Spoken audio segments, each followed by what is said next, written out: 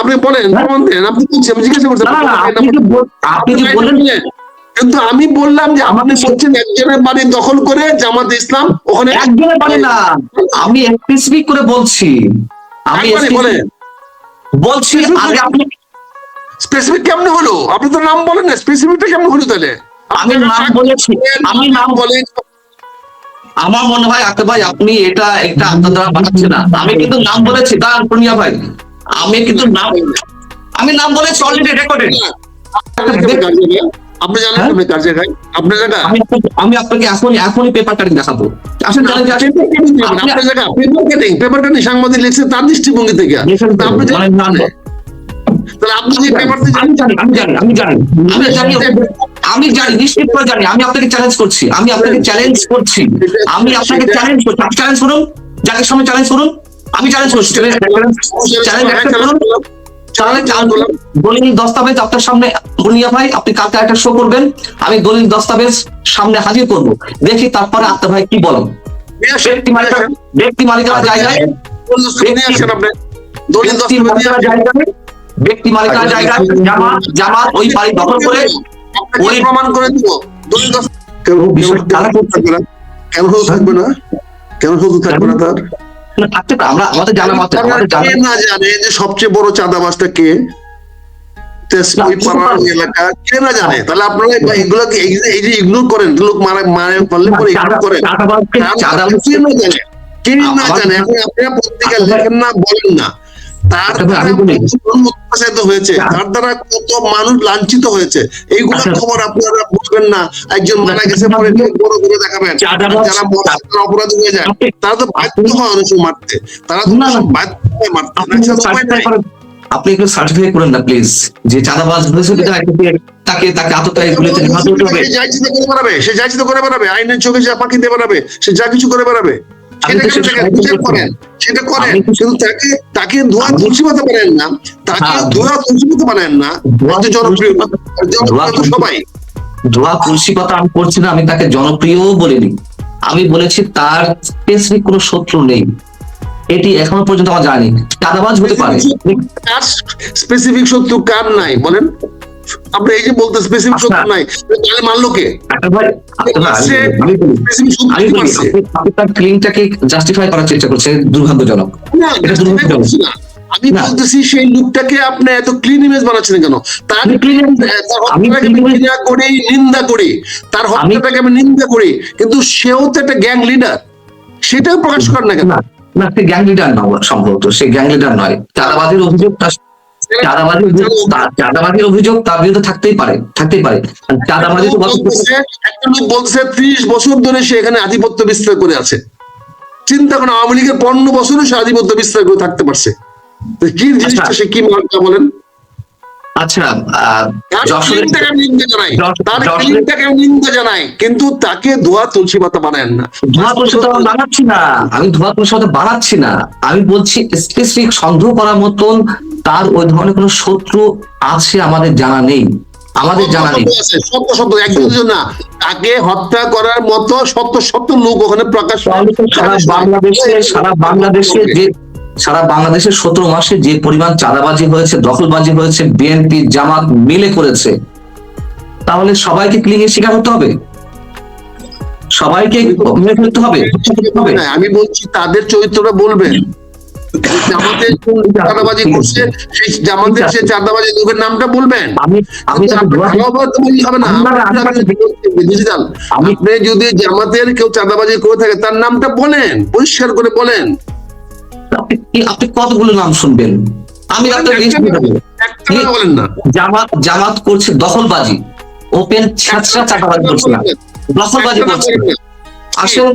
আসেন খুলনা কয়রা এলাকায় সাবেক এমপি আখতারুজ্জামান বাবুর বাড়ি দখল করে ওখানে মাদ্রাসা করা হয়েছে। কারণ ব্যক্তিগত বাড়ি করে মাদ্রাসা দখল করা হয়? মাদ্রাসা কেন দখল করা হয়েছে? মাদ্রাসা কেন করা হয়েছে? এগুলো দেখেন না, দখলবাজির একটা সিস্টেম থাকে। দখল করে মাদ্রাসাটা করা হয়েছে, ওখানে ওই জায়গাটা সে জোর করে মাদ্রাসা থেকে জোর করে নিয়ে আসে বাড়ি বানিয়েছিল, এরকম কোন রেকর্ড নেই, এরকম কোন রেকর্ড নেই। স্বীকার করবেন না যে বাবরি মসজিদে হচ্ছে ইন্ডিয়ান বাবরি মসজিদ, এটা এখানে সরাইতে করা হচ্ছে, এগুলোর পিছনে কারণ আছে, কোন কারণ জায়গায়- ছাড়া হয় নাই, কোন জায়গায় কারণ বলেন তো? ছাড়া হয় নাই। আপনি কোন জায়গা, আপনি তো স্পেসিফিক ভাবে বললেন যে ওটা মাদ্রাসার জায়গা দখল করে বাড়ি করা হয়েছে, আপনি বলেন তো জায়গাটা কোথায়? ওটা যেটা আপনি বললেন, আপনি তো বলেছেন মাদ্রাসা না, যেটা আমি মাদ্রাসা বললাম করা না। হয়েছে। তাহলে তাহলে আপনি আন্দাজে বললেন, অনুমান করে বললেন। তাহলে মাদ্রাসা কেন করা হবে? মাদ্রাসা কি মাদ্রাসা এই জন্য শুনেন, মাদ্রাসায় জনগণের সমর্থন আছে বলে তো মাদ্রাসা হয়েছে। না না, ঢাকা শহরে ঢাকা শহরে এমন অনেক জায়গা আছে যেগুলো দখল করে রাতারাতি মসজিদে সাইনবোর্ড দিয়ে দেওয়া হয়েছে। মাদ্রাসা জনসমর্থন আছে বলে। বলতে দেন, আমার না, আপনি বলতে দেন। আপনি শুধু ডিফেন্ড করার জন্য, জামাতের পক্ষে ডিফেন্ড করার জন্য আপনি আমাকে কাউন্টার করছেন, তা না, এটা করেন না তো ভাই। আপনার একটা হাইট আছে, আপনার একটা হাইট আছে। আমি বলি না, এগুলো হবে না, তাহলে হবে না। আপনি বলতে দেন। আপনি বলছেন মাদ্রাসা কেন করা হলো, এগুলো একটা কৌশল। ঢাকা শহরে শুধু 17 মাস না, এর আগের সরকারের সময়ও কৌশলটা কেন, কেন কৌশলটা বলেন? আপনি বলতে দেন। কৌশল হচ্ছে এটাই, কৌশল হচ্ছে এটাই, মসজিদের সাইনবোর্ড লাগালে ওই জমি কেউ দখল করতে পারে। সরকারি খাস জমি দখল করা হয়েছে, দখল করে আমি বলি, সরকারের জমির বরাদ্দ দেওয়ার নিয়মটি হলো, প্রথম নিয়মটা হলো আমরা অন্যদিকে যাচ্ছি, আমরা অন্যদিকে যাচ্ছি, নিয়ম কানুন দরকার নাই। কোনো খালি জায়গা যদি কারো কাছে থাকে তাহলে ডিসি তারা এটাকে বরাদ্দ দিতে পারে, যদি খালি জায়গা কারো দখলে থাকে দিতে পারে। আমি ওই নিয়ম কানুন দিকে যাচ্ছি না, আমি অবৈধভাবে যেগুলো দখল হয়েছে সেগুলো কথা বলছি। স্কুল কলেজ মাদ্রাসা যাবে কি করে? আপনি আমার কথাই বুঝতে পারছেন না। মানে আপনি বলতে চাচ্ছেন এর আগে পরে, বাংলাদেশে এর আগে পরে কোন জমি অবৈধভাবে দখল করে মাদ্রাসা মসজিদে সাইনবোর্ড দেওয়া হয়নি, এই কথা আপনি বলতে চাচ্ছেন? কোন জমি দখল করে কেউ দেয় নাই, এটা হলো সরকারি জায়গা, পতিত জায়গাতে নেওয়া যায়, এটি প্রসিডিউর। সেটা অন্য বিষয়। সরকারি জমি দেওয়ার নিয়ম হলো খালি জায়গা থাকলে, পতিত জায়গা থাকলে কোনো ব্যক্তিগত অন্যদিকে যাচ্ছেন, আপনি জমির মালিক সরকার। আপনি এখানে পুরো কেমিস্ট্রিতে বুঝতে হবে তো। আপনি বললেন এটা নিয়ম কানুন দিকে যাচ্ছেন, নিয়ম কানুন দিকে। আপনি নিয়ম কানুন ওই লোকটা দখল না করলে, ওই লোকটা দখল না করলে অধিকারী হবে কেমনে? আপনি অহেতুক নিয়ম কানুন শেখাচ্ছেন। নিয়ম কানুন আমরা জানি। আমি বলছি নিয়ম কানুনের বাইরে, মনে করুন যে মগবাজার এলাকায় বা কারওয়ান বাজার এলাকায় একটা জমি পড়ে আছে, যে কোনো নিরীহ মানুষের জমি অথবা সরকারি খাস জমি, এমন হয়েছে যে ওটা দখল করে মাদ্রাসা বা মসজিদে সাইনবোর্ড লাগিয়ে দেওয়া হয়েছে। ওখানে মাদ্রাসা বা মসজিদ, আমি বলতে দিন, বলেন অন্যায়টা বলেন কি হয়েছে? কেন অন্যায় হবে না? মসজিদ মাদ্রাসার ইমান হবে মানে সব জায়েজ হয়ে যাবে। অন্যায়টা কি হয়েছে? অন্যায়টা কি? জায়গাটা কার? মসজিদ ওখানে পরবর্তীতে আপনি তো আমার কথা কোনটাই বুঝতে পারছেন না। আমি বলি, আমাকে বলতে দিন। পরবর্তীতে ওখানে ওই জায়গাটাতে সরকার যাবে কেমনে, কিভাবে যাবে সরকার? আপনি বলতে দিন আমাকে। পরবর্তীতে ওখানে আর মসজিদ মাদ্রাসা হয়নি, সেটা আমি সেটাই বোঝাতে চাচ্ছি। সেটা মামলা করেন, সেটা বলেন। আরে বাবারে, আপনি তো কথা শেষ করতে দিচ্ছেন না। আপনি বারবার আইন, আপনি অন্যায় এসবে যাচ্ছেন, আপনি তো কথা শেষ করতে দিচ্ছেন না। পরবর্তীতে ওখানে মসজিদ মাদ্রাসা হয়নি, মানে আমি বলছি এটা একটা কৌশল, এটা একটা কৌশল। ঠিক আমি যে এক্সাম্পলটা দিলাম, আমি আমার ঠিকানা সহকারে বলবো। আপনি যে ডিফেন্ড করলেন না জামাতের পক্ষ হয়ে, এটা শুধুমাত্র ডিফেন্ড করতে হয় বিধায় আপনি নিজেও জানেন না ওই জায়গাটা মসজিদ মাদ্রাসার জায়গা দখল করে বাড়ি করা হয়েছিল কিনা। আপনি হুট করে বলে ফেললেন যে ওটা মসজিদ মাদ্রাসার জায়গা ছিল। আপনি বলেন কোথায়? চ্যালেঞ্জ করলাম আপনাকে, আপনি বলতে পারবেন না, আপনি বলতে পারবেন না। আপনি শুধু ওভারঅল, আপনি শুধু আমি দুইটা এক্সাম্পল দিই আপনাকে, দুইটা এক্সাম্পল দেই না, এক্সাম্পল না আমি দুইটা এক্সাম্পল দেই। আপনি উত্তরায় ঢুকতে ওই সিভিল এভিয়েশনের জায়গা কোনার মধ্যে দেখবেন একটা মসজিদ করা হয়েছে। সেই মসজিদটা 111 সময় ভাঙ্গ হয়েছিল, পরবর্তীতে এটা আবার পুনর্বাসিত মসজিদ হয়েছে। কেন হয়েছে? ওই এলাকার মানুষ ওই খালি জায়গাটাতে মসজিদ বানাতে চেয়েছে, এখানে মসজিদ হয়েছে, এখনো আছে। আপনি বাড়িধারা ডিউটিতে ঢুকেন ইয়ার দিক থেকে, গুলশানের দিক থেকে, ওই যে আমি কেন বলছি জিনিসটা বুঝার চেষ্টা করি। সরকারি কোনো জায়গা, সরকার কোনো জায়গা রহিম করিম যদু মধু করিমকে বা কোনো অর্গানাইজেশনকে অ্যালটমেন্ট দিতে পারে না, চাইলেও পারে না। কিন্তু যদি সে দখল নিতে পারে চলে যাচ্ছে আমাদের দেন, তাহলে এটা আইনের মধ্যে বৈধ হয়। এটা আইনের প্রসিডিউর আপনি অনেকে করে, পরবর্তীতে অনেকে করে এটাকে করে। যেমন আপনি মনে করেন র্যাংসে যে বিল্ডিংটা দখল করা হয়েছিল, এটা রোডসেড হাইওয়ে এই জায়গা থেকে নিয়ে কিন্তু আপনি জায়গা আসেন ভাঙা হয়েছিল, সেই বিল্ডিংটা ভাঙা হয়েছিল। এই যে বাইতুল মোকাররমটা করা হয়েছে, বাইতুল মোকাররমের রাস্তাটা গুলশান থেকে সদরঘাট থেকে সোজা আসার কথা ছিল, কিন্তু ওই সময় ওখানকার যে ইসলামিয়ারা ছিল তারা তাদের এলাকাটা পুরানা পল্টনটাকে বাঁচানোর জন্য তারা ওই জায়গাটাকে মসজিদের নামে অ্যালটমেন্ট দিয়ে বাইতুল মোকাররম মসজিদ করেছে। তো এইভাবে তো পৃথিবীর সব সভ্যতা হয়, অ্যাকোয়ার করা হয়। এই যে রাজধানীটা অ্যাকোয়ার করেছেন, এই যে ক্যান্টনমেন্টের জায়গা অ্যাকোয়ার করা হয়, আপনারা বিভিন্ন লোককে উচ্ছেদ অ্যাকোয়ার করেন, এটা তো এক দৃষ্টিতে অবৈধ, কিন্তু অ্যাকোয়ার করেন। অ্যাকোয়ারটা সরকারও করতে পারে, আবার জনগণ দাবি করতে পারে আমরা 10 জনের জন্য করবো এখানে। হ্যাঁ, 10 জনের জন্য যদি না করে সেটা অপরাধ, সেটা শাস্তিযোগ্য অপরাধ। আমি সেটাকে সমর্থন করি না, এই কথাটা আপনাকে বলছি। কিন্তু খালি জায়গায় নিয়ে গেছেন এবং না জেনেই আপনি ওভারঅল ডিফেন্ড করতে হয়, আপনি করেছেন। আমি চ্যালেঞ্জ করলাম আপনাকে যে জায়গাটার এক্সাম্পল দিচ্ছি, আপনি ওই জায়গার ঠিকানাও জানেন না, স্পেসিফিক করে বলতেও পারবেন না কার জায়গা কার জমি। আপনি হুট করে বললে ওটা মসজিদ মাদ্রাসার জায়গা ছিল। ওটা আপনি জানেন কার জায়গায় আপনার জায়গা? আমি আপনাকে এখনই পেপার কাটিং দেখাবো। আসলে পেপার কাটিং সাংবাদিক লিখছে তার দৃষ্টিভঙ্গি থেকে।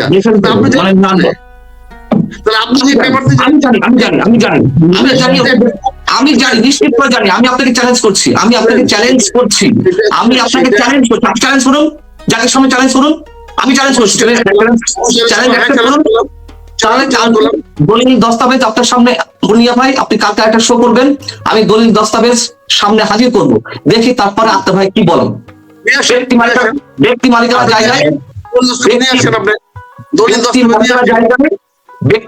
জায়গায় জামাত ওই বাড়ি দখল করে প্রমাণ করে দিব, দলিল দস্তাবেজ এইভাবে অন্ধের মতো কথা বলবেন না ভাই, এইভাবে অন্ধের মতো কথা বলবেন না। এইগুলো হয়েছে পাবলিক স্পেসে, এগুলো করলে আসলে মানুষ হাসে, আপনি পারসেপশন, আপনাকে মনে করে যে পান্না সাহেবকে সঠিক জবাবটা দিছে, মানুষ খুব খুশি হয়, খুব খুশি হয় যে পান্না সাহেবের উপরে একটা বড় জবাবটা দিয়েছে। আপনি বলে হাসে, আর আমাদেরকে বলে মানুষকে পুরা দিয়েছে, বুঝছেন না? আপনার পক্ষে আমার পক্ষে তর্কটা যেখানে নিয়ে যাচ্ছেন, আমি তো স্পেসিফিক করে বলছি, আপনি না জেনেই বলছেন। আমি তো চ্যালেঞ্জ গ্রহণ করলাম, কালকে নিয়ে বলছেন, আপনি তো না জেনেই বলছেন। আপনি না জেনে আপনি একজনের প্রতি চরিত্র হনন করার চেষ্টা করেন। আমি বলছি না জেনে বলছি, আপনি কি করে বলছেন না জেনে বলছি? এটা ভাই শোনেন, পন্না ভাই আপনি বলেন তো আমি কার বাড়ির কথা বললাম? আপনি বলেন তো। পক্ষপাতমূলক বক্তব্য, এগুলো হলো আমাদের পক্ষপাতমূলক বক্তব্য। আমার কাছে যে আসতে পারে আমি তার পক্ষ নিয়ে নেই, আর আমার কাছে যে আসতে পারে না সে আমার শত্রু হয়ে যায়। এই পক্ষপাত আপনি এখানে দাঁড়িয়ে বলেন তো, আপনি একেবারে পয়েন্টে দাঁড়িয়ে কথা বলবেন। আপনি বলেন তো আমি এই মুহূর্তে কোন বাড়িটা এক্সাম্পল দিয়েছি বলেন তো? আমি তো বলেছি, দেখেন আপনি রিকল আপনি বলেন, আমি জিজ্ঞাসা করছি আপনি যে বলেন, কিন্তু আমি বললাম যে আপনি বলছেন একজনের বাড়ি দখল করে জামাত ইসলাম ওখানে। একজনের বাড়ি না, আমি স্পেসিফিক করে বলছি, আমি বলছি আগে আপনি স্পেসিফিক কেমন হলো? আপনি তো নাম বলেন না, স্পেসিফিকটা কেমন হলো তাহলে? আমি নাম বলেছি, আমি নাম বলে আমার মনে হয় আক্তার ভাই আপনি এটা একটা আপনার দ্বারা বানাচ্ছেন না। আমি কিন্তু নাম বলেছি, দাঁড়ান পুনিয়া ভাই, আমি কিন্তু নাম বলেছি অলরেডি রেকর্ডেড। না আমি নাম বলেছি, একজন ব্যক্তি বাড়ি দখল করে জামাত ইসলাম। আমি নাম বলেছি, এটা জাতির সামনে উন্মোচিত হবে, অলরেডি রেকর্ড হচ্ছে এই প্রোগ্রাম। এখানে বলা হয়েছে সাবেক এমপি, খুলনা এলাকার সাবেক এমপি আখতারুজ্জামান বাবুর কথা আমি বলেছি স্পেসিফিক করে। তার মানে আপনি প্রথম শুনলাম আখতারুজ্জামান বাবু হলো বাড়ি হলো ওই চিটাগাঙ্গে, আর সেখানে গেছেন আপনি আখতারুজ্জামান বাবুকে নিয়ে গেছেন। আপনি বলছেন তাহলে আপনি জানি না, সরি টু সে, খুলনা 4 নম্বর আসনের সাবেক এমপি আওয়ামী লীগের 2024-এর, সেটা সুপার এমপি হোক আর যে এমপি হোক, আখতারুজ্জামান বাবু যুবলীগের খুলনার সাবেক সাধারণ সম্পাদক, খুলনা জেলা কমিটির ছাত্রলীগের সাবেক সাধারণ সম্পাদক। আমি স্পেসিফিক করে বলছি, এখন আপনি দয়া করে আর কথা বাড়াবেন না। আমি এই নামটা এর আগেও বলেছি, আপনি নাম না শুনে ডিফেন্ড করেছেন। যেমন বধু আপনার দলের লোক হতে পারে, শুভাকাঙ্ক্ষী হতে পারে, বা সে একটা চাঁদাবাজ, সে একটা দুর্নীতিবাজ, দখলবাজ, সে ভাবনা বাংলাদেশে পালিয়ে গেছে, সে আপনার তার কথা বলছেন।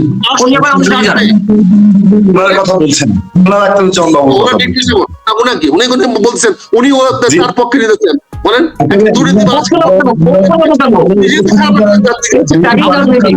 আপনিও ট্যাগিং রাজনীতি শুরু করেছেন। আখতারুজ্জামান বদির নাম দিয়ে, এখন আগে ছিলেন আপনাদের শোনেন না কথা, আপনি কথাই শোনেন না, আপনি কথা না শুনে ঘাট দিয়ে ঠেলছেন জামাকে। আখতারুজ্জামান কি? আখতারুজ্জামান বাবু, আখতারুজ্জামান বাবু আপনার কথাই শুনছেন না। এর আগে আমি নাম বলেছি, আপনি নাম না শুনে জামাতের পক্ষে ডিফেন্ড করেছেন। আখতারুজ্জামান বাবু কি আছে ওই খুলনা আখতারুজ্জামান বাবু না?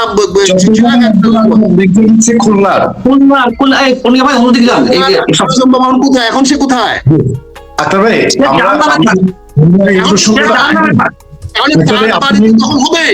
তার বাড়ি দখল হবে, খালি বাড়ি পতিত বাড়ি দখল হবে, সেখানে মাদ্রাসায় ভালো চলে গেছে, ভালো বানিয়েছে, বুঝছেন না? এগুলো তো হবে। আক্তার ভাই, আমাদের দুজনেরই আপনি অত্যন্ত শ্রদ্ধাভাজন আলোচক। সবাই জানেন, আমি একটু প্রসঙ্গ দিয়ে অনুষ্ঠানটা শেষ করতে চাই। এইটা গঠনমূলক বিতর্ক যদি আপনারা করেন, এইটা যদি গঠনমূলক বিতর্ক করেন, আমি আরেকটা আক্তার ভাই, আমি আরেকটা প্রসঙ্গ দিয়ে আজকে অনুষ্ঠানটি শেষ করতে চাই। যদি এটার গঠনমূলক আপনারা বিতর্ক করেন, তাতে বরঞ্চ আমাদের দর্শকরা উপকৃত হবে। আপনি জানেন যে জুলাই অভ্যুত্থানের জন্য, জুলাইয়ের জন্য কার দর্শক উপকৃত হবে? দর্শক উপকৃত না হলে আমাদের দেখতো। আক্তার ভাই, প্লিজ, তোমার দর্শক উপকৃত হবে, আমার দর্শক উপকৃত হবে না। আমার দর্শক তো বলবে যে এগুলো এখানে অসত্য কথা বলা হচ্ছে। আচ্ছা একটা ঠিক আছে, এখন তো যতটুকু হয়েছে। আমি আরেকটা প্রসঙ্গে যেতে চাই, সেটা হচ্ছে জুলাই যোদ্ধা বলা হচ্ছে তাদেরকে। জুলাই অভ্যুত্থান বলেন, মেটিকুলাস ডিজাইন বলেন, জাতিসংঘের প্রতারণা বলেন, আর বিপ্লব বলেন, এক একজনের দৃষ্টিভঙ্গিতে জুলাই এক একটা ঘটনা ঘটেছে। সেই জুলাইয়ে যারা আন্দোলন করেছিল তাদের একটা দায় মুক্তি, ইনডিমনিটি বাংলাদেশে। আবার আপনি একজন মুক্তিযোদ্ধা ছিলেন, আপনি বঙ্গবন্ধু হত্যাকাণ্ড সম্পর্কে জানেন, আপনি জিয়াউর রহমান হত্যাকাণ্ড সম্পর্কে আপনি জানেন, আমাদেরকে বলেছেন। ইনডিমনিটি দেওয়ার মতন কি ধরনের আতঙ্ক তৈরি হয়েছে, বা কেনই জাতির সামনে আবার একটা ইনডেমনিটি কালো অধ্যায় আসছে? যত যুক্তিতেই বলেন, জুলাই অভ্যুত্থানে যদি কেউ অন্যায় করে থাকে, সেটা তো সশস্ত্র সংগ্রাম ছিল না। তুলনা করা হচ্ছে মুক্তিযোদ্ধাদেরকে ইনডেমনিটি দেওয়া হয়েছিল, ওটা তো সশস্ত্র সংগ্রাম ছিল। তাহলে কেন এখন আজকে 1.5 বছর পরে তাড়াহুড়া করে প্রজ্ঞাপনের মাধ্যমে আগামী ক্যাবিনেটে এটা পাস হবে, এই জুলাই ইনডেমনিটি হয়, এটা কেন? আমি আক্তার ভাই আপনার কাছ থেকে জেনে শেষে আমি পান্নার বক্তব্য জানতে চাই। অথবা মনে করেন এটাকে আমি করতেছি, অধ্যক্ষটা আমি করতেছি না, আমরা এটা নিয়ে আলোচনা করতে চাই। এটা কেন? কিন্তু আমাকে প্রশ্ন করছে কেন করা হচ্ছে। আক্তার ভাই, আমি জানতে চাই,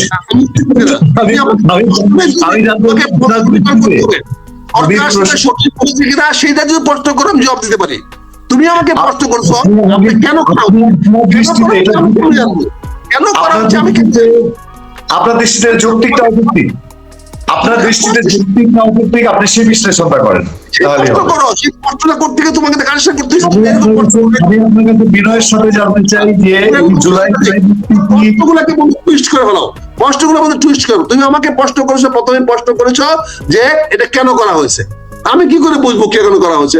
এখন টুইস্ট করে বলতেছো এটা কি যুক্তি না অযৌক্তিক? তুমি আমাকে সময় না দিয়ে তুমি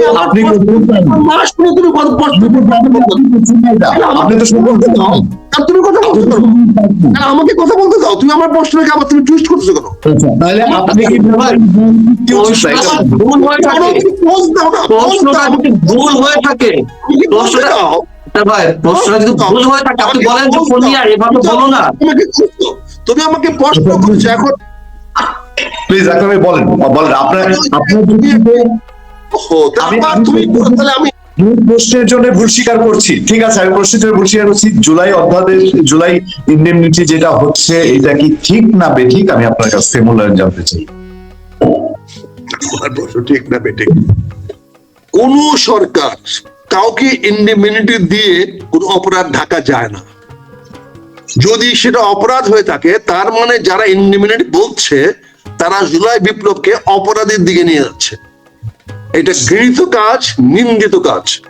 এটা আমার দলের লোক করলেও আমি প্রতিবাদ করব। কারণ ইন্ডিমিনিটি কাকে দেয়? ইন্ডিমিনিটি মানে কি? এই কাজটা যদি অপরাধ বলে গণ্য হয় তাহলে সে অপরাধীর বিচার হতে হবে পারবে না, তার নাম ইন্ডিমিনিটি। এই কাজটি, আমি যে কাজটি করছি সেই কাজটি যদি অন্য কারো দৃষ্টিতে অপরাধ বলে গণ্য হয় তাহলেও সেটাকে অপরাধ হিসাবে গণ্য করা যাবে না। এর নাম ইন্ডিমিনিটি। এটা করা কখনোই ন্যায়সঙ্গত নয়, এটা ন্যায় বিচারে পরিপন্থী, এটা কখনোই করা যায় না। এটা অপরাধমূলক কার্যক্রম। যারা করে, যে সরকার করে, যে ব্যক্তি করে, যারা সমর্থন করে, তারা সবাই একই অপরাধী। আমি ইন্ডিমিনিটি বিল নামক জিনিসের পক্ষে সমর্থন করতে পারি না। এটা প্রিলিউড টু দি ক্রাইম। কারণ তুমি ভাবতেছো এই কাজটা এটা বিপ্লবকে অপমান করার জন্য হচ্ছে, বিপ্লবকে আন্ডারমাইন করার জন্য হচ্ছে। যারা করতেছে দে আর দ্য কালপ্রিটস। তারা বিপ্লবের ছেলেদেরকে, বিপ্লবকে ভুল পথে নিয়ে যাচ্ছে। বিপ্লবের বিচার আরেকটা বিপ্লব দেওয়া হয়, বিপ্লবের বিচার আইন আদালতে হয় না। বিপ্লব যারা করে তারা যেমন যাদের কাছে বিপ্লব করে তাদেরকে যেমন গাছে লটকায় ফাঁসি দেয়, একইভাবে বিপ্লবীদেরও যখন কাউন্টার বিপ্লব হয় তখনও তাদের বিরুদ্ধে ফাঁসি হয়। এটা আইন আদালত দিয়ে বিচার হয় না, ইন্ডিমিনিটি দিয়ে বিচার হয় না। এখানে বিপ্লবের বিচার বিপ্লব দিয়ে হয়, আইন দেওয়া হয় না। কাজে তোমাকে এটা বুঝতে হবে, স্পষ্ট করতে হবে, যেই সরকার করছে সেই সরকার অধর্ম সরকার। আমরা বারবার বলে আসতেছি যে Asif Nazrul good for nothing. সে বিপ্লবটাকে ধ্বংস করে দিয়েছে, এই ছাত্রদের মান সম্মান সব ধ্বংস করে দিয়েছে, তাদেরকে কলুষিত করেছে, তাদেরকে কলঙ্কিত করেছে, তাদেরকে বিপথে চালিয়েছে এই আসিফ নজরুল। আসিফ নজরুল আজকে বাংলাদেশ ভারতের মধ্যে একটা বিভেদ সৃষ্টি করে দিয়েছে, একটা স্থায়ী বিভেদ সৃষ্টি করে দিয়েছে। আসিফ নজরুল বাংলাদেশের একটা ক্ষতিকর এলিমেন্টস। এটা আমি প্রকাশ্যে তোমাকে বলছি, এটা কারো পক্ষে সমর্থন ব্যাপার না, এটা জামাতে ইসলাম মনে করে। এরা এনসিপি ছাত্রদেরকে ভুল পথে নিয়ে যাচ্ছে, তার জন্য আসিফ নজরুল, আদিল রহমান দে আর রেসপন্সিবল। তারাই ছেলেদের জীবন নষ্ট করে দিয়েছে, তাদেরকে ভুল পথে দিয়েছে। এখন ইন্ডিমিনিটি বিল না তাদেরকে মুক্তি দিবে। শুনেন, প্রতি বিপ্লব হইলে এদের ফাঁসি হবেই। বিপ্লবের পরে আরেকটা প্রতি বিপ্লব হইলে এই বিপ্লবীদের ফাঁসি হবে, ইন্ডিমিনিটি দিয়ে আটকানো যাবে না।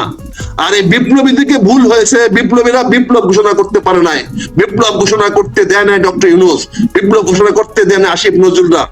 এটা যদি বিপ্লব হইতো তার আজকে বাংলাদেশের ইতিহাস অন্যভাবে লেখা হতো, কাজে আজকে কষ্টের জবাব দিতে হতো না। ধন্যবাদ, অনেক ধন্যবাদ ডাক্তার ওয়াহিদ পান্না, মনিরুল আলম পান্না। আমি একটু 1-2 মিনিটে আপনার এই বিষয়ে আপনার দৃষ্টিভঙ্গি কি সেটা জেনে আজকে অনুষ্ঠান শেষ করবো। মনিরুল আলম পান্না, এই দায় মুক্তি কিসের দায় মুক্তি, কেন মনে হচ্ছে, বা আপনি কি দৃষ্টিতে দেখছেন এই দায় মুক্তিকে? প্রথম কথা হচ্ছে যে এটা তো বিপ্লবের কোনো প্রশ্নই ওঠে না। একটা স্বৈরাচারী সরকারকে হটানো একটা অভ্যুত্থান আর বিপ্লব এক কথা না। বিপ্লবের মহত্ব অনেক বড়, বিপ্লবের কোনো নর্মস আছে এর মধ্যে। বিপ্লবের পরবর্তীতে কোন কৃষক শ্রেণীর মানুষের ভাগ্যের পরিবর্তন হয়েছে, কোন শ্রমিক শ্রেণীর মানুষের ভাগ্যের পরিবর্তন হয়েছে, কোন সাধারণ মানুষের ভাগ্যের পরিবর্তন হয়েছে। বিপ্লব মানে কি? এত বড় বড় কথা বললেই হয়ে গেল নাকি? বিপ্লব বিপ্লব বিপ্লব, এটা একটা অভ্যুত্থান, যেটা স্বীকার করা সেটা স্বীকার করতে হবে। আচ্ছা, দ্বিতীয় কথা হচ্ছে এটি করে আরো একবার মুক্তিযুদ্ধকে খাটো করা হলো। কেন করা দরকার? করেন না, সমস্যা কি? ইন্ডিপেন্ডেন্ট করবেন, যা ইচ্ছা তাই করবেন, ছাড় দিবেন, বিচার করবেন না, সব ভালো কথা, সব করেন, সমস্যা নাই। মব জায়েজ হয়ে যায়, মব আইনে পরিণত হয়, সব ভালো কথা। মুক্তিযুদ্ধের এক্সাম্পলটা কেন নিয়ে আসেন? মুক্তিযুদ্ধ আর 24-এর এই অভ্যুত্থান সমান কথা।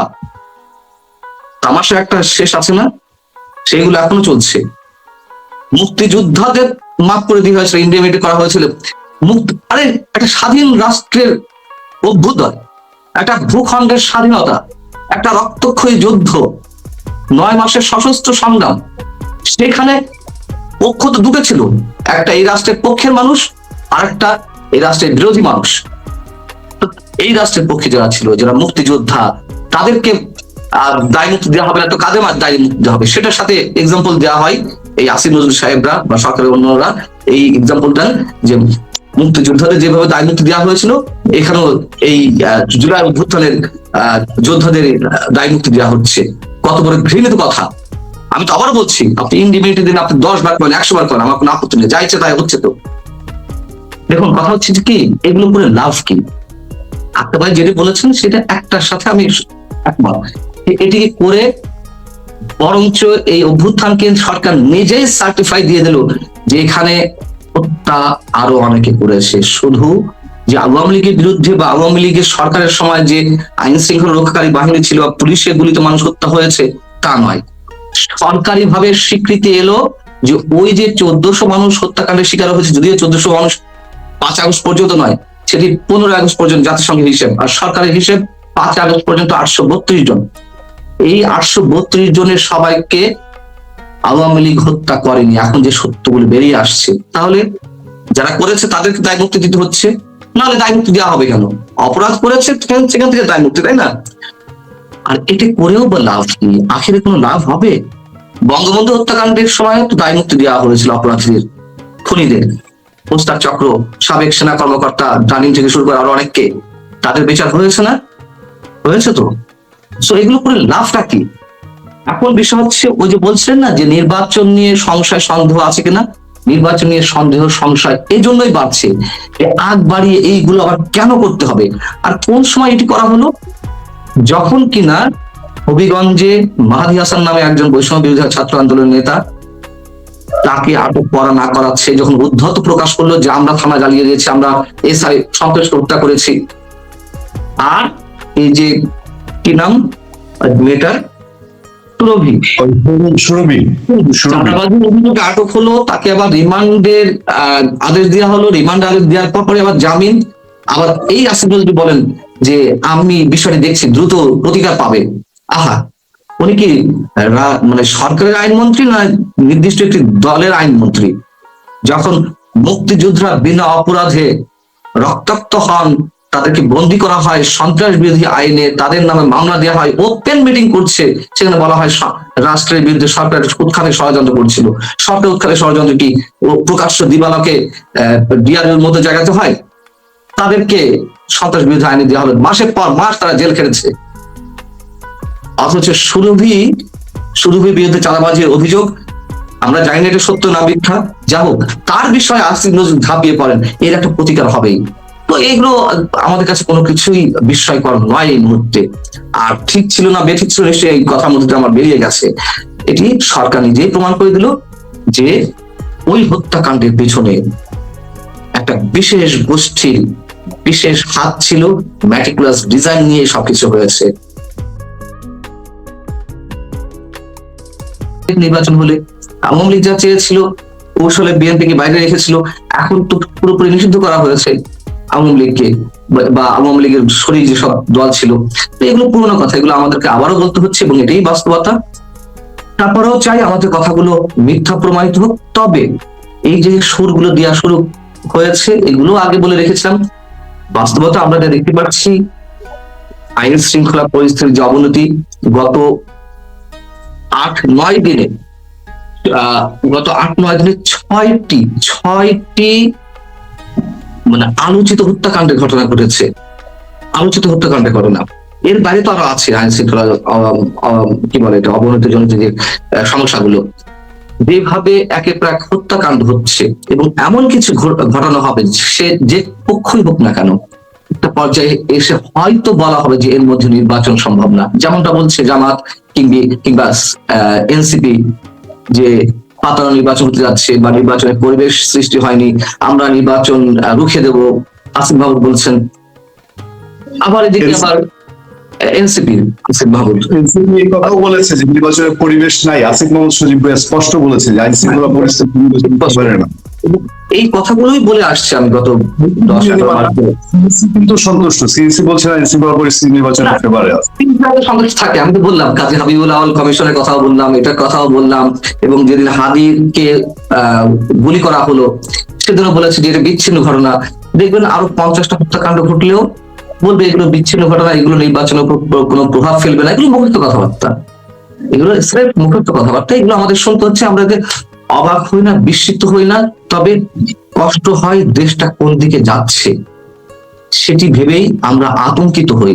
আর এই যে দায়িত্বশীল সকল দায়িত্বশীল ব্যক্তিরা কি বললো না বললো এগুলো আমাদের এখন আর টাচ করে না, আমরা শুনে শুনে অভ্যস্ত হয়ে গেছি। সো আমার যত সংশয় থাকুক না কেন, সন্দেহ থাকুক না কেন, আমি চাই আমার এই ধারণাগুলো মিথ্যে প্রমাণিত হোক।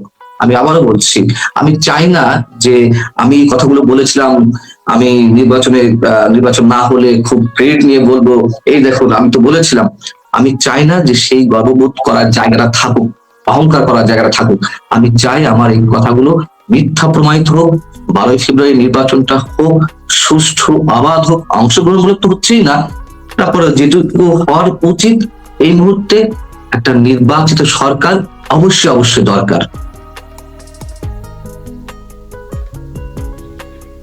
আমরা আবারও একটা গুরুত্বপূর্ণ ইস্যুতে আসবো, এই যে একতরফা নির্বাচনের আলাপ, সেই জায়গাটা আমি আসবো। এর আগে আমি মেজর আক্তার হোসেন রঞ্জনের কাছে যেতে চাই। রঞ্জন ভাই, আমি আপনি পান্নার বক্তব্য শুনলেন, আপনি মনে করেন নির্বাচন হচ্ছে, আমরাও আশা করি নির্বাচনটা হোক। অনেকবারই আমরা বলছি যে এই অনির্বাচিত সরকারের হাত থেকে আমাদের মুক্তি পাওয়াটা আগে জরুরি, কিন্তু সত্যিকার অর্থেই কি নির্বাচনের জায়গায় দিচ্ছে? বিশেষ করে আইন শৃঙ্খলা পরিস্থিতিটা যদি আপনি কনসার্ন নেন, অস্ত্র উদ্ধার হয়নি, একটা অস্ত্র না, এত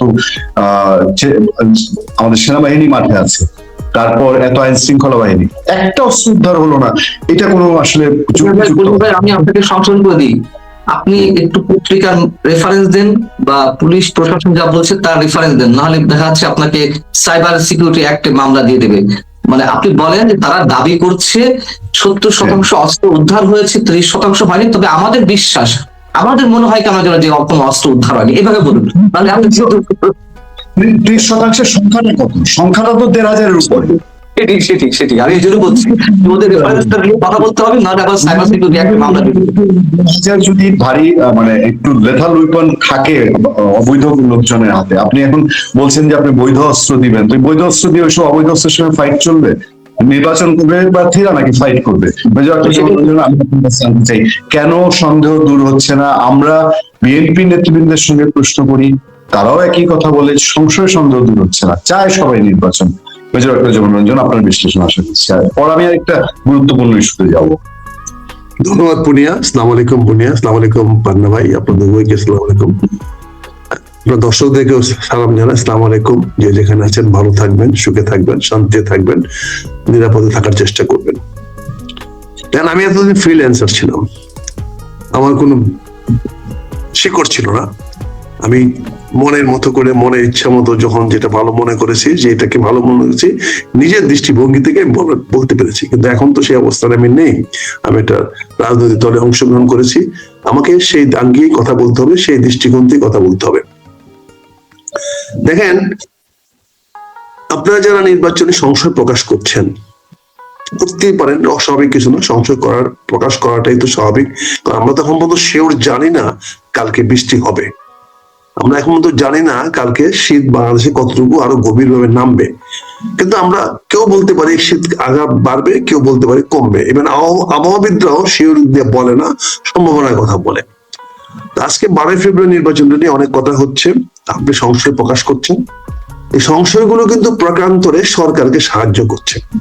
এই নির্বাচনটি যদি 12 ফেব্রুয়ারিতে না হয়, সবচেয়ে বেশি লাভবান হবে সরকার, এবং সরকার দীর্ঘায়িত হবে, এবং একটা অনির্বাচিত সরকার বাংলাদেশে আরো অনেকটা সময় থেকে যেতে পারে। যে সরকার বাংলাদেশে কোনো কিছু ভালো করতে পারে এটা প্রমাণ করতে পারে নাই, এবং সম্ভাবনা সৃষ্টি করতে পারে নাই। গতকালকে আমাদের দলের পক্ষ থেকে পরিষ্কার করে বলা হয়েছে যে প্রশাসন এখন পর্যন্ত নিরপেক্ষ অবস্থান তৈরি করতে পারে নাই। সরকারি ডিসিরা এবং এসপিরা এখন পর্যন্ত সবার প্রতি সম আচরণ করতে পারতেছে না, এটা সংশয় প্রকাশ করেছে।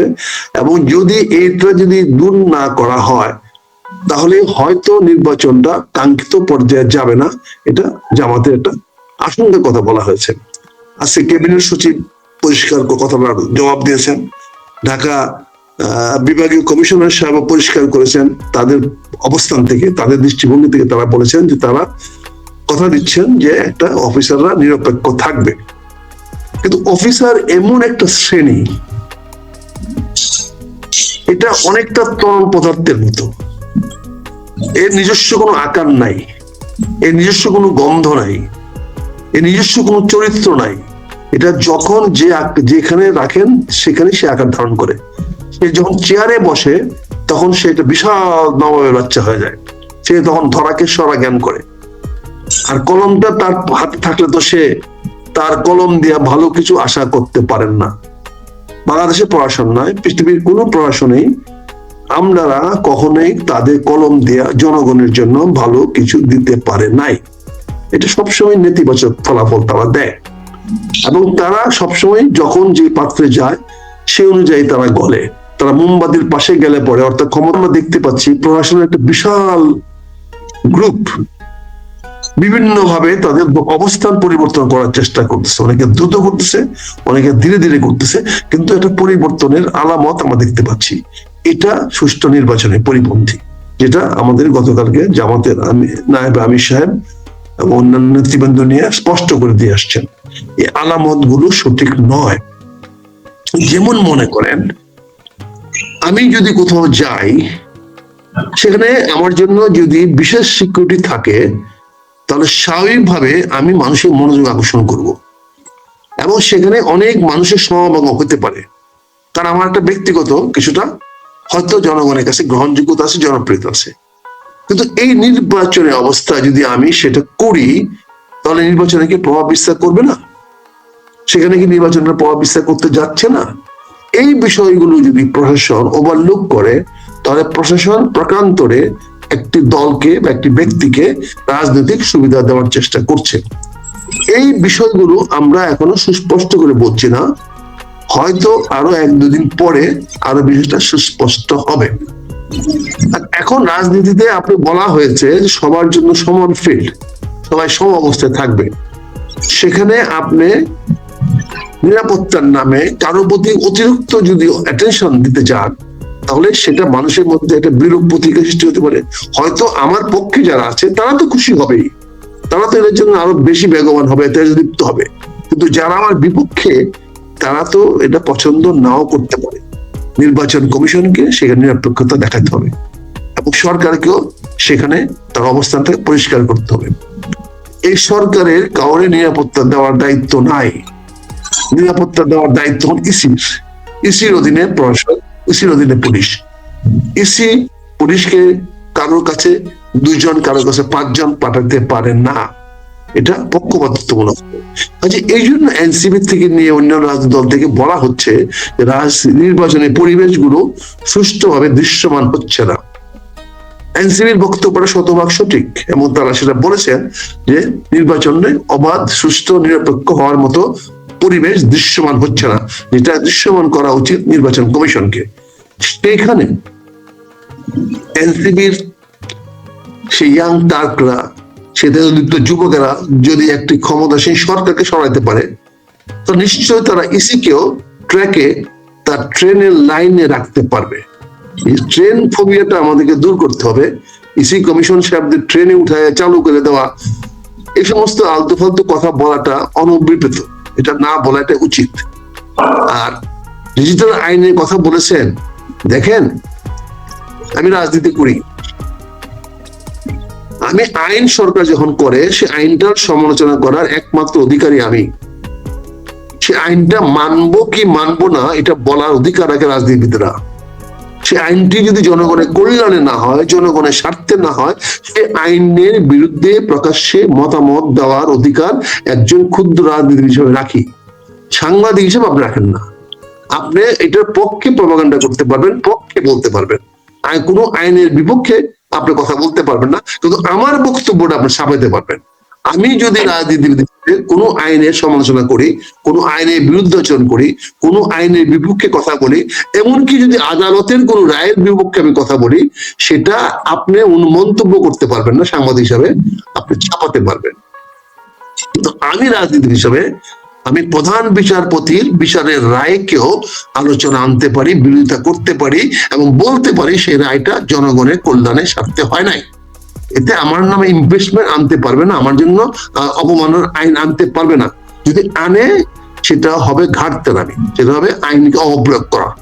কিন্তু আমি একজন রাজনীতি কর্মী হিসাবে, একজন ক্ষুদ্র রাজনৈতিক কর্মী হিসাবে, আমি কিন্তু পেশাজীবী না, আমি কিন্তু সাংবাদিক নই, আমি কিন্তু লেখক নই, আমি কিন্তু কবি নই, আমি কিন্তু সাহিত্যিক নই, আমি একজন রাজনীতিবিদ, যাকে ইংরেজিতে বলা অ্যাক্টিভিস্ট। অর্থাৎ আমি সরকারের সকল কাজের বিকল্প, সকল সরকারের কাজে সমর্থন করব, বাধাও দিব।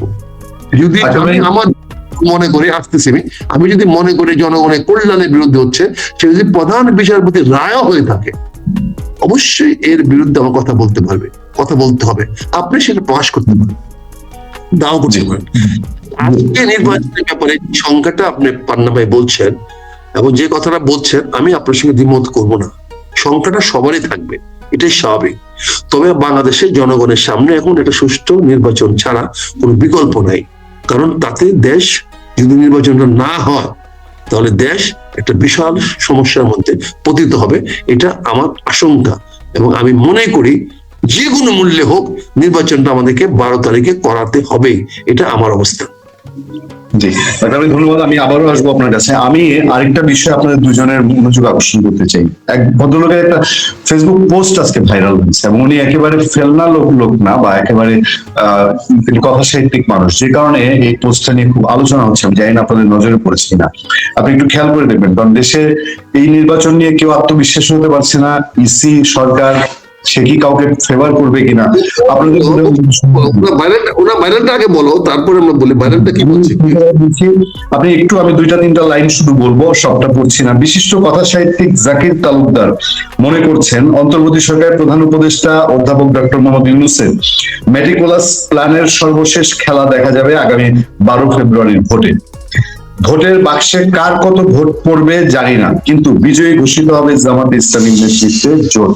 এই জাকির তালুকদার সাহেব উনি কিন্তু শেখ হাসিনা আমলে তিনি বাংলা একাডেমি পুরস্কার প্রত্যাখ্যান করেছিলেন। মঞ্জুর আলম পান্না, আপনার কাছ থেকে আগে আমি জানতে চাই, সরকার কি আবারও কোনো মেটিকুলাস ডিজাইনের পার্ট কি শেষ হয়ে গেছে শুধু শেখ হাসিনা সরকারের পতনের মধ্যে দিয়ে, নাকি এখনো চলছে? কি আশঙ্কা করছেন? জাকির তালুকদারের এই পোস্টটি আজকে ব্যাপকভাবে ছড়িয়েছে, এ ধরনের কোনো শঙ্কা দেখতে পাচ্ছেন কিনা মঞ্জুর আলম পান্না?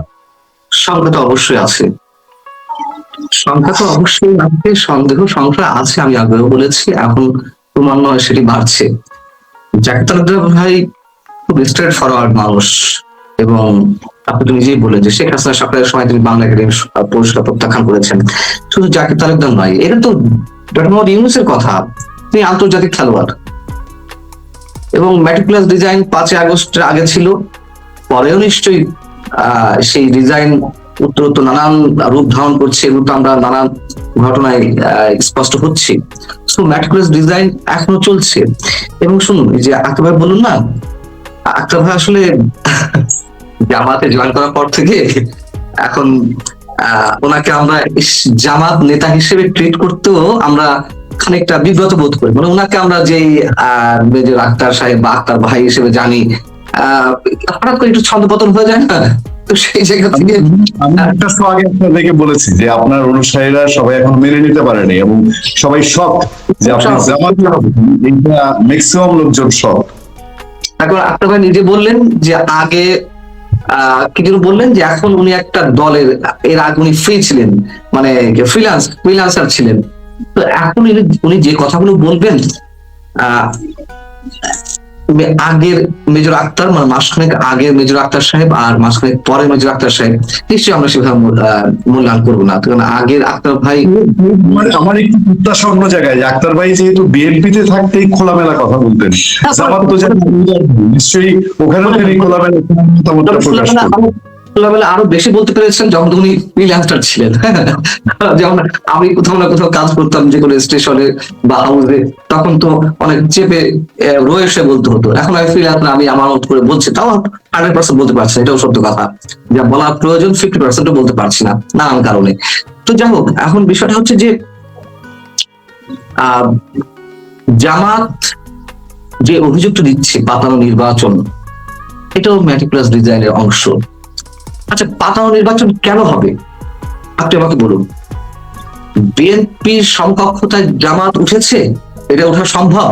যতই আপনি জরিপ টরিপ যা বলেন না কেন, এগুলো বোগাস সব, যে 70% কি বলে টাইটাই তাদের অবস্থা বিএনপি আর জামাতের। আবার কোথাও কোথাও বলা হচ্ছে 70% বিএনপি জিতবে, 70% মানুষ বলছে, 30% মানুষ বলছে না জামাত জিতবে। এইসব নেই। এখনো পর্যন্ত জামাত আগে চলে শক্তিশালী হয়েছে, সত্য কথা, কিন্তু বিএনপি সমকক্ষতায় সমমানের হয়ে ওঠেনি, এটি চরম বাস্তবতা। দ্বিতীয়ত হচ্ছে আক্তার ভাই বা জামাতের পক্ষ থেকে, এনসিপির পক্ষ থেকে এখন এই ধোঁয়াটা তোলা হচ্ছে, এই রবটা তোলা হচ্ছে যে বিএনপি চেয়ারপারসন তারেক রহমানকে কেন এই ফ্যাসিলিটিস দেওয়া হচ্ছে। দেখুন, এগুলো বিতর্কিত, এটা সত্য কথা। তাকে ভিভিআইপি প্রোটোকল দেওয়া হচ্ছে, আরো বিশেষ বাহিনী থেকে তাকে যেভাবে রাষ্ট্রীয় প্রোটোকল দেওয়া হলো আসার দিনে কিংবা আরো আরো দু একটা দিনে, এগুলো নিয়ে বিতর্ক অবশ্যই রয়েছে। আমি পুরোটা সাপোর্ট করছি না, সমর্থন করার প্রশ্ন, কিন্তু একজন জননেতা, তিনি একটা দলের চেয়ারপারসন, বিশাল ধরনের বড় দলের চেয়ারপারসন, তাই বলে এই না তিনি রাষ্ট্রীয় সব বাহিনী থেকে প্রোটোকল পাবেন নিরাপত্তার নামে। নিরাপত্তা তাকে দেওয়া যেতেই পারে, পুলিশের স্পেশাল ফোর্স কিংবা এসএসএফ থেকেও দেওয়া যায়, মানে সরকারি দলের বাইরেও নেতাকর্মীদের বিশেষ নিরাপত্তা দেওয়া যায়, বা আরো যত ধরনের ফোর্স আছে, কিন্তু বিশেষ একটি বাহিনীর এই নিরাপত্তার দরকার ছিল না। কিন্তু তাই বলে আবার এও না যে জামাত বা এনসিপি যেটি বলছে, যেভাবে বিতর্কিত করছে যে লেভেল প্লেইং ফিল্ড দরকার, আইন সবার জন্য প্রযোজ্য না, এগুলো মুখরোচক কথা। আমরা বক্তব্য বিবৃতিতে বলি যে আইন সবার জন্য সমান, আইন সবার জন্য সমান নিঃসন্দেহে নয়। তারেক রহমান লন্ডন থেকে এসে বিশেষ ব্যবস্থাপনা ভোটার হয়ে গেলেন। আপনি যদি মৃত্যু সজ্জাও থাকেন, আপনি ভোটার হতে পারবেন এরকম সুবিধা নিয়ে? পারবেন না। একদিনের মধ্যে তার সবকিছু হয়ে গেল। তো এটা তো আরো অনেকের ক্ষেত্রেই হয়, তার জীবন ঝুঁকির মুখে, এটা সত্য কথা। তার জন্য তো স্পেশাল সিকিউরিটি প্রয়োজন আছে। এই জন্য আমি বললাম যে ওই সব জায়গা থেকে করা যেত, কিন্তু সব বাহিনী মিলে তাকে নিরাপত্তা দিবে, তার প্রোটোকল দেবে, এটাকে আমি সমর্থন করি না। এখন বিষয় হচ্ছে জামাতের মেটিকুলাস ডিজাইনের কথা বলছিলাম, যে এইগুলো বলা হচ্ছে নির্বাচনকে প্রতিহত বা বিতর্কিত করার জন্য, এগুলো অনেক আগে থেকে বলে আসছে। এবং দেখবেন খুব শিগগিরই আমাদের আশঙ্কা যেন সত্য না হয়, আমি আবারও বলে যাচ্ছি, তবে আশঙ্কা আইন শৃঙ্খলা জনিত পরিস্থিতির যে অবস্থা, তা আরো চরম অবনতি ঘটবে, অনাকাঙ্ক্ষিত মৃত্যু আমাদের সামনে আসবে। সেই টার্গেটে কে পড়ে, আপনি পড়েন নাকি আক্তার ভাই পড়েন নাকি আমি পড়ি, এর কোনো ঠিক নেই। যে কোনো মুহূর্তে, যে কোনো জায়গায়, যে কোনো অবস্থাতেই টার্গেটেড কিলিং এর শিকার হতে পারেন। একটু ধরিয়ে দেই, জানেন যে আজকে বিএনপির একজন প্রার্থী বুলেট প্রুফ জ্যাকেট পরে ভিডিও ছড়িয়ে পড়েছে ভাইরাল। কতটা ডেঞ্জারাস হলে একজন বিএনপির প্রার্থী বুলেট প্রুফ জ্যাকেট পরে নির্বাচন প্রচারে যায়? রাইট। তো এই হচ্ছে অবস্থা। গতকাল সন্ধ্যায় তো একজন স্বেচ্ছাসেবক দলের সাবেক নেতা, সেন্ট্রাল কমিটির সাবেক সাধারণ সম্পাদক, তিনি নিহত হলেন। তার তো ওরকম কোনো শত্রু ছিল না। তাহলে কেন এগুলো হচ্ছে?